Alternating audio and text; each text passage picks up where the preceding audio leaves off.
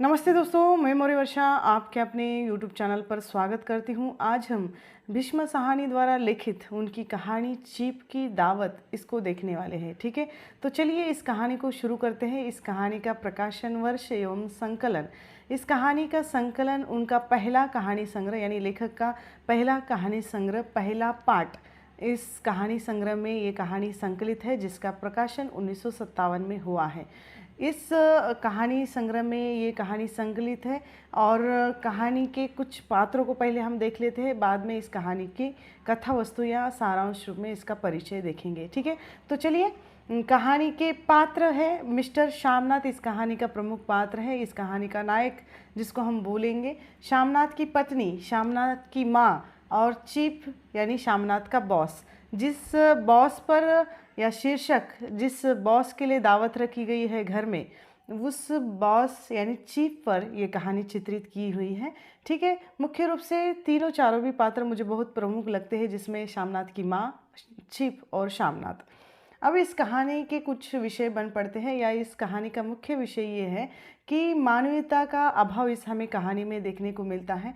माँ की इच्छा का बलिदान, माँ की त्याग की भावना, एक बूढ़ी माँ के दर्द की ये कहानी है और बदलते जीवन में किस तरह ये प्रासंगिक है, ये हम इस कहानी के माध्यम से देख सकते हैं। सामाजिक और आर्थिक विडंबना भी हमें इसमें दिखाई देती है, खासकर मध्यम वर्गीय खोखलेपन और दिखावटीपन का जो जीवन है उसको यहाँ दर्शाया गया है। शिक्षित युवा पीढ़ी पर यहाँ लेखक ने करारा व्यंग्य किया हुआ है। ठीक है, अब इस कहानी के बारे में मुख्यतः यह बात कह सकते हैं कि ये कहानी पूर्णतः माँ के जीवन पर आधारित है और एक माँ का समर्पण, माँ का त्याग की जो भावना है वो हमें इस कहानी में देखने को मिलती है।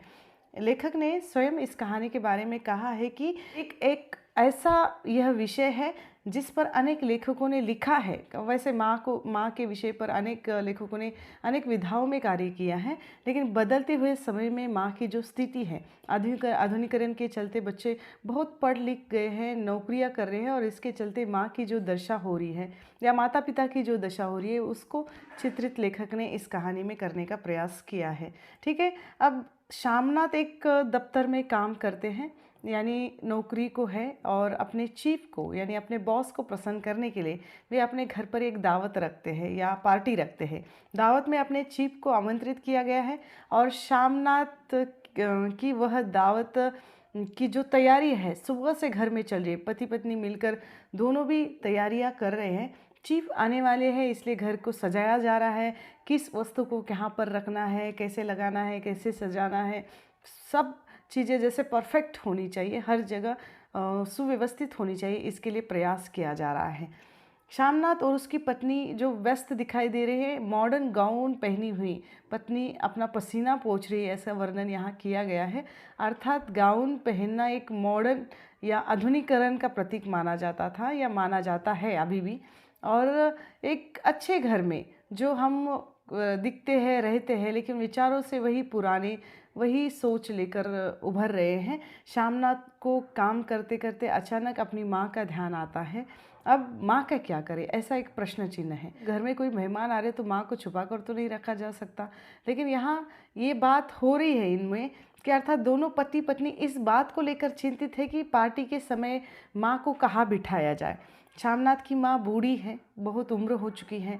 श्यामनाथ को लगता है कि अगर चीफ का और माँ का अगर आमना सामना हो गया तो चीफ खुश नहीं होगी, क्योंकि माँ बहुत पुराने विचारों की है, पुराने ख्यालों की है। अगर ऐसा चीफ अगर देखेगा तो चीफ नाराज़ हो सकते हैं। चीफ को लगेगा कि कैसे इसके परिवार वाले हैं जो बहुत पुराने ख्यालों के हैं, ऐसा लगेगा।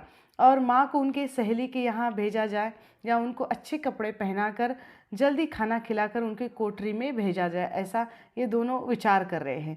साथ ही ये ध्यान भी रखना होगा कि अगर माँ सो गई तो उसके जो खर्राटे हैं, खर्राटे के कारण दावत में आने वाले लोग जो क्या सोचेंगे, उन पर क्या असर होगा, उनको अच्छा नहीं लगेगा, इसके बारे में भी ख्याल रखना पड़ेगा कि माँ को सोने ही नहीं देना है, ऐसा श्यामनाथ अपने पत्नी से कह रहे हैं।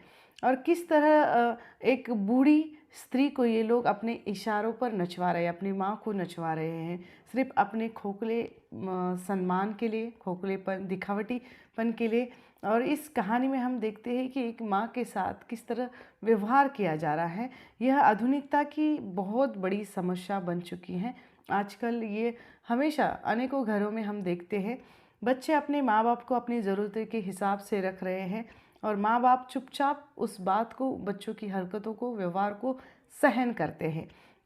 यहाँ श्यामनाथ की माँ भी डरी हुई, सहमी हुई सी अपने बेटे की हर बात सिर झुकाकर मान लेने के लिए जैसे मजबूर है।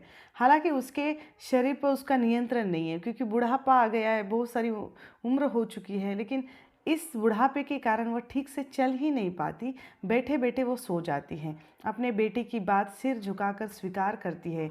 गांव में, शहर में आई हुई एक अनपढ़ स्त्री इन शहरों के रीति रिवाज या शहरीकरण के चलते इनकी जो खुशी है, अब एक अनजाने में वो उस खुशी में भी वो शामिल नहीं हो सकती। इसका चित्रण हमें इस कहानी में मिलता है। ये शहरी दिखावटीपन जो है, उससे ये स्त्री जो है, बूढ़ी स्त्री अनजान है, जो हर हाल में अपने बेटे का भला चाहती है। उसे लगता है कि बेटा मेरा खुश होना चाहिए। श्यामनाथ अपनी माँ को कुर्सी पर किसी तरह बैठाना चाहता है और कैसे बैठना है, किस तरह बैठना है, ये सिखा रहा है। शर्मीली लजीली माँ सब कुछ सुन रही है। श्यामनाथ का कहना है कि गलती से भी दावत में आए हुए लोगों का या उनके चीफ का आमना सामना हो गया तो उनको शर्मिंदगी उठानी पड़ सकती है।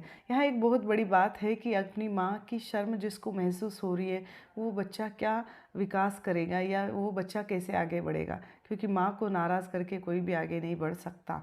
गलती से भी वो उस दावत में आए लोगों के सामने माँ को आने नहीं देना है, इसका खास ख्याल रखा जा रहा है। और आमना सामना भी नहीं होना चाहिए, ऐसा उनको लग रहा है। अपने को रखने, खाने, सोने के तरीके बदलने पड़ते हैं, लेकिन कुछ लोग जो बहुत पुराने होते हैं, उनकी उम्र हो चुकी है, वो नहीं बदल पाते। क्या यह मुमकिन है? ऐसा प्रश्न चिन्ह है। एक दिन में इतने सालों की आदतें कैसे बदल सकती है? एक बुढ़ापे को या बुढ़ापे में गए हुए व्यक्ति को अचानक एक दिन के लिए बदलने के लिए कहा जाए तो वो कैसे बदलेगा? क्योंकि उसका नियंत्रण उसके शरीर पर तो नहीं होता है। इतने सारे लोग एक साथ अपने सामने देखकर नींद से जग जाती है। अचानक एक जगह पर पार्टी ख़त्म हो रही है और बहुत सारे लोग आए हैं। माँ जिस कुर्सी पर बैठी हुई है, उस कुर्सी पर बैठे बैठे ही सो जाती है और नींद के मारे खर्राटे लेने लगती है और सब लोग उसके सामने आ जाते हैं। तो माँ अचानक नींद से जग जाती है और चीप माँ से हाथ मिलाने के लिए कहते हैं, लेकिन माँ अनपढ़ और गांव की होने के कारण उसे हाथ मिलाने नहीं आता। वह भी दाया और बाया ये भी पता नहीं है। श्यामनाथ कहने लगता है, तब तक चीफ हाथ में मिला चुके होते हैं कि श्यामनाथ के जो चीफ है या बॉस है बहुत संवेदनशील होते हैं। श्यामनाथ अपनी माँ के प्रति उनका क्रोध मेहमानों के सामने जाहिर नहीं कर पा रहे हैं।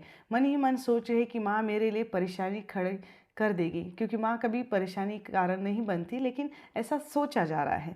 इस कारण वह जल्दी में मेहमानों को वहाँ से निकलने की बात करते हैं। चीफ अपने ग्रामीण लोगों के गीत, रहन सहन के जो बारे में पूछना चाहते हैं, उनकी जिज्ञासा है, उत्सुकता है, वो उस माँ को पूछ रहे हैं।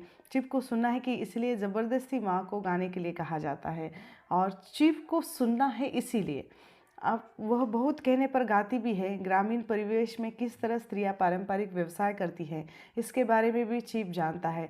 सब लोग माँ को मिलकर खुश हैं, एक बेटे के सिवा। और एक बुना हुआ फुलकारी वह लाकर दिखाती है। श्यामनाथ अपने बॉस को खुश करने के लिए कहता है, आपके लिए हम नई फुलकारी माँ से बनवा कर लेंगे। अपनी माँ की उम्र ज़्यादा है और इस बुढ़ापे में क्या वह कर पाएगी, लेकिन फिर भी बॉस को ये आश्वासन दिया जा रहा है कि आपके लिए मैं माँ से दूसरा एक फुलकारी बना के ले लूँगा। अब यहाँ हम देख सकते कि अपनी माँ की उम्र ज़्यादा है और उस बुढ़ापे में वो नहीं कर पाएंगे, इसकी इजाज़त पहले लेनी चाहिए, वो भी वह नहीं लेता। माँ कहती है कि मेरी आंखें खराब हुई है, मैं ये नहीं कर सकती, इस उम्र में कहाँ वह कर पाएगी। वह अपने बॉस को प्रसन्न करना चाहता है। अब सब लोग खुशी खुशी अपने घर चले जाते हैं और दावत की जो पार्टी है यह समाप्त हो जाती है। श्यामनाथ की माँ अपनी कोठरी में आकर रो रही हैं। उसे अपने अकेलेपन, दयनीय व्यवस्था या मजबूरी पर दुख हो रहा है। वो अपने बेटे की तरक्की तो चाहती है, उस पर गुस्सा भी नहीं होती। जब दरवाजे की खटखटाहट उसको सुनाई देती है या आवाज़ आती है तो वह देखती है उस तरफ, उसे लगता है मुझसे और क्या गलती हो गई। सहमी सी होकर आवाज़ की तरफ जाती है और दरवाज़ा खोलती है। बेटा आज कितने सालों के बाद आकर माँ से गले लगाता है और माँ को कहता है कि मेरे बॉस हैं, वो बहुत खुश हो गए हैं, आपको उनके लिए फुलकारी बनाना है। माँ उसे कहती है अब मेरी आंखें काम नहीं कर सकती, मुझे हरिद्वार जाना है। बेटा जैसे ही हरिद्वार का नाम सुनता है तो तुरंत गुस्से में आकर कहता है आप हरिद्वार जाकर मेरा नाम बदनाम करना चाहेगी या बदनाम करना चाहती हो? आप लोगों को ये दिखाना चाहती कि मैं अपनी माँ की अच्छी तरह से देखभाल नहीं करता या अच्छी तरह से सेवा नहीं कर पाता। बेटा अपनी माँ को गुस्से में आकर बोल रहा है। उसका कहना है कि माँ हरिद्वार में गई तो अपने बास को फुलकारी या वो फुलारी जो है वो बना के कौन देगा। यहाँ लेखक ने बेटे की जो स्वार्थ प्रवृत्ति है उसकी ओर संकेत किया है और माँ कहती कि और किसी के हाथ से तो बनवा कर ले ले या कहीं से खरीद कर दे दे, लेकिन ये वह नहीं मानता है, आपको ही बनवाना पड़ेगा क्योंकि सबके सामने आपने वादा किया है और मैंने भी बॉस को ये आश्वासन दिया है कि माँ से मैं फुलारी या फुलकारी बनवा के ले लूँगा। अंत में माँ मान जाती है। इसमें ये दिखाया है कि आखिरकार बेटे के जिद के आगे माँ झुक जाती है। माँ को समर्पण भाव ये हम देखते हैं और इस समर्पण भाव या त्याग का चित्रण इस कहानी में मिलता है। अपनी हरिद्वार की इच्छा को छोड़कर वह अपने बेटे की इच्छा पूर्ण कर रही है। कहानी में एक स्त्री के या एक बूढ़ी माँ के जो बुढ़ापे की जो विडंबना है उसका चित्रण किया गया है। आधुनिकता के चलते मध्यम वर्गीय व्यक्ति इतना स्वार्थी, इतना सेल्फिश हो गया है कि आर्थिक सामाजिक परिस्थिति का उसका वर्णन हमें मिलता है।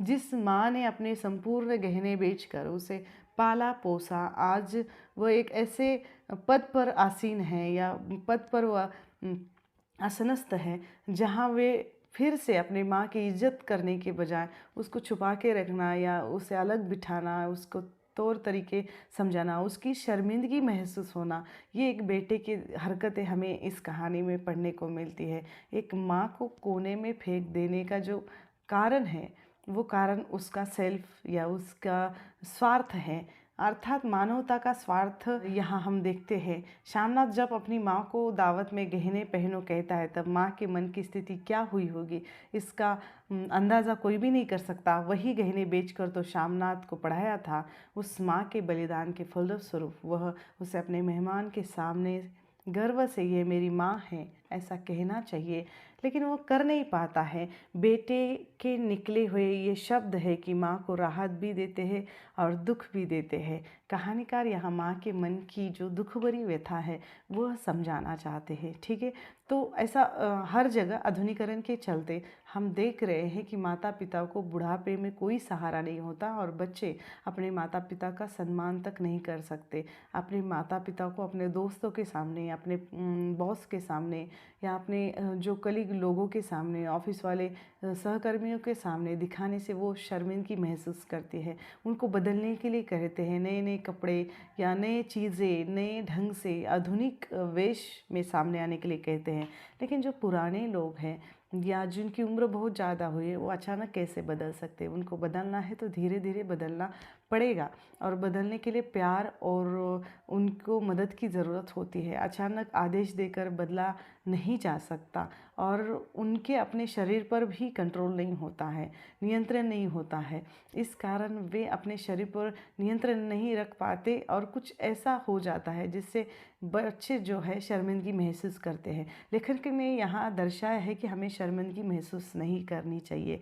एक माँ का या अपने पिता का बहुत बड़ा त्याग, बलिदान और जो भावना उनकी होती है वह निस्वार्थ की परी होती है। ठीक है, तो चीप की दावत इस कहानी में एक माँ, एक बूढ़ी माँ का चित्रण, एक बेटे के स्वार्थी दिखावटीपन और मध्यम वर्गीय जो खोखले जीवन इसका चित्रण किया हुआ है। ठीक है, जो कहानी आपको समझ में आई नहीं आई मुझे कमेंट करके बता सकते हैं और किस कहानी को या किस रचना को लेकर आपको वीडियो चाहिए वो भी बता सकते हैं। नीट के पाठ्यक्रम से संबंधित जितनी भी कहानियाँ हैं उन सब के नोट्स की लिंक आपको डिस्क्रिप्शन बॉक्स में मिल सकती है। तो आपको अगर कहानी पसंद आई तो यहाँ तक अगर वीडियो देखा है तो लाइक, शेयर और सब्सक्राइब ज़रूर कीजिएगा।